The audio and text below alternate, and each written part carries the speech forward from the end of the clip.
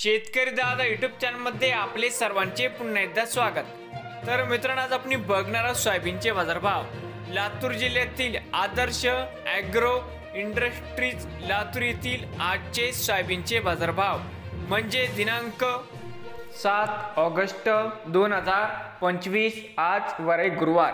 Soybean दरामध्ये होत आहे चांगली वाढ। तर मित्रांनो, आजचे चालू खरेदी सोयाबीन बाजारभाव।